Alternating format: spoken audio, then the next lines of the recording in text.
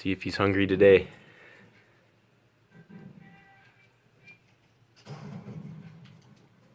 Oh.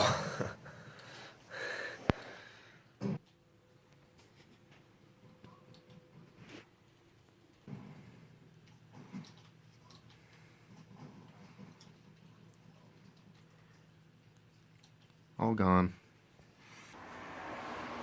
All right, so here's what I got going for the intercooler.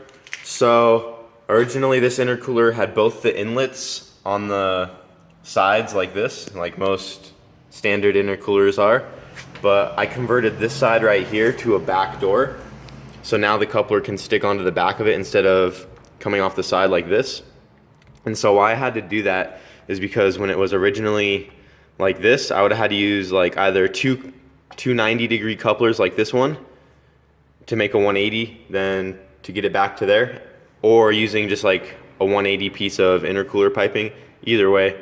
But both of those ways stick too far out this way and it would hit on the downpipe right here, and there's nowhere to go. So I needed to keep it all as tucked in as I could.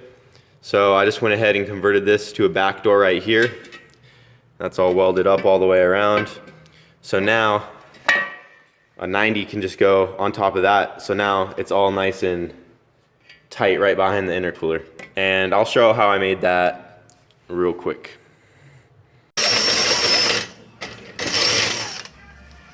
You're trying to tell me that you don't want Chipotle.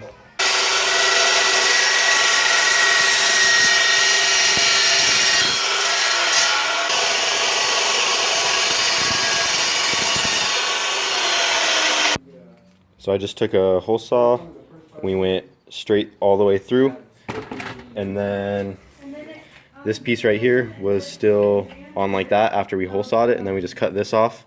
And then what we're gonna do is slide this in right through here, and then I'll put a cap on the back side of it, and I also need to cut a notch out on the inside of it as well so air can flow into the intercooler.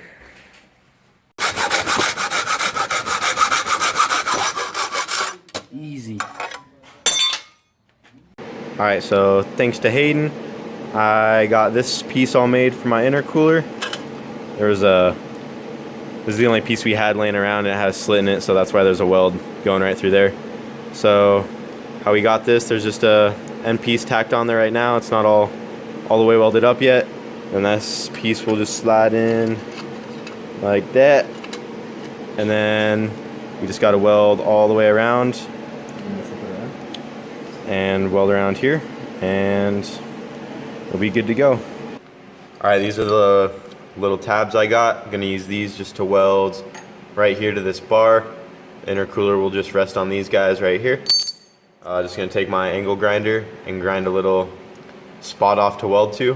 All right, now I'm gonna get this tab tacked on right there.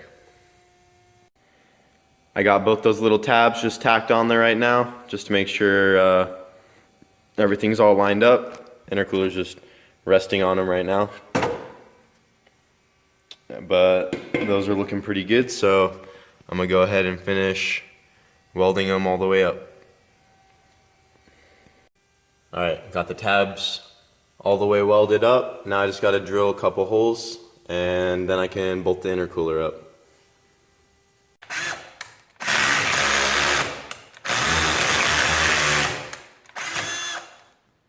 This drill's a piece of shit.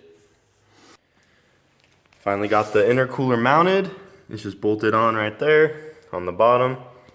So for the intercooler piping, how I'm gonna do this is just gonna 90 into here. And then from there, it'll go under this radiator hose. I just need a 90 just to connect these two together. Then this piece, I didn't actually have to change it all. So I still got my blow-off valve and all that's already hooked up still.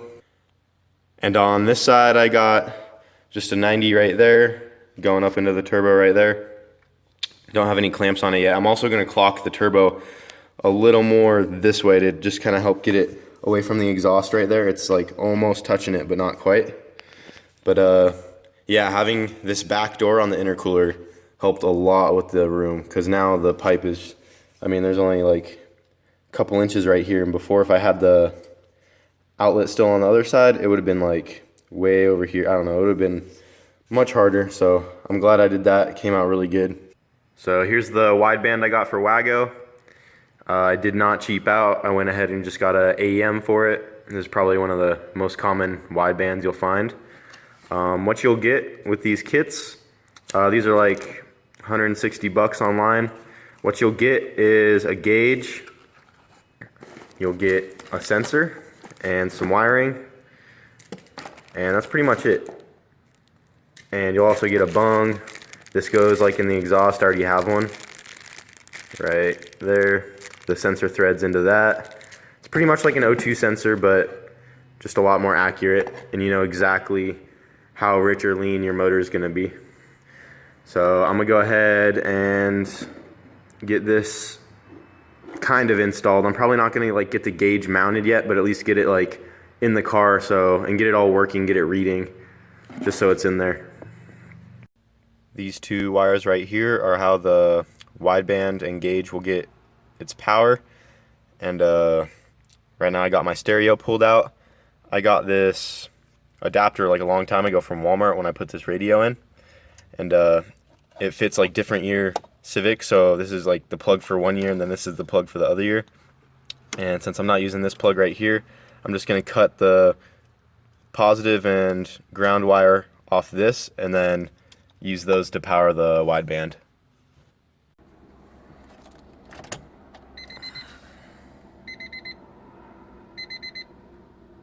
We have power. Alright, I got my hondata right here.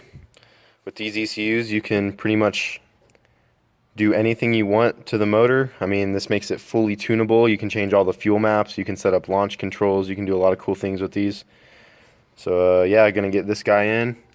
On my Wago, the stock ECU is right under this carpet right there. It's under this plate right here. Gotta just unscrew some things and get it plugged in.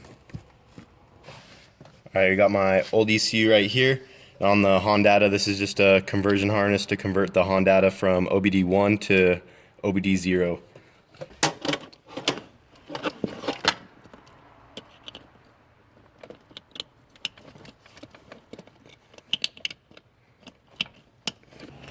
Gotta grab a couple things out of my hatch.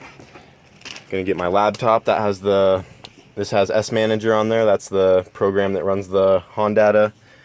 I need to get my cable off the hondata in here.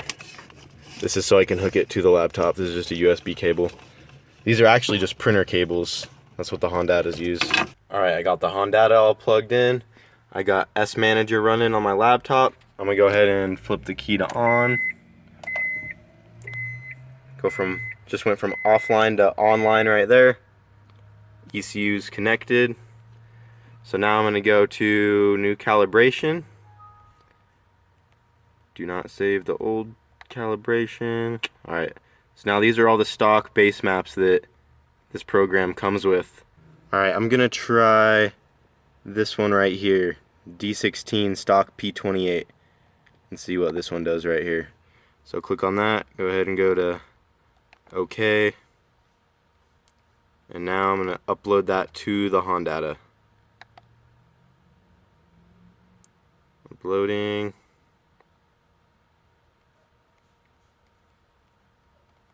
Alright, that's uploaded. Alright, let's see if it starts.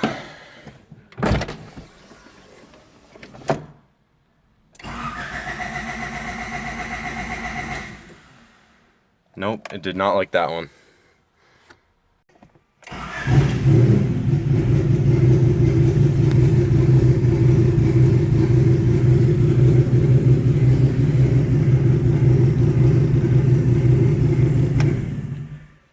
So messing with the fuel, I did get it to run. It runs like shit, so I'm gonna need to play with it a little more, but I'll get to that later. I need to put my dash back together, figure out where I'm gonna put this wideband for right now. But yeah. Alright, so I'm gonna call it on this video. Hopefully I'll get it running better in the next one. Not sure how far I'll get it, but it's getting there. I mean, all I got to do now is put clamps on all the intercooler piping, mount the fan still for the radiator.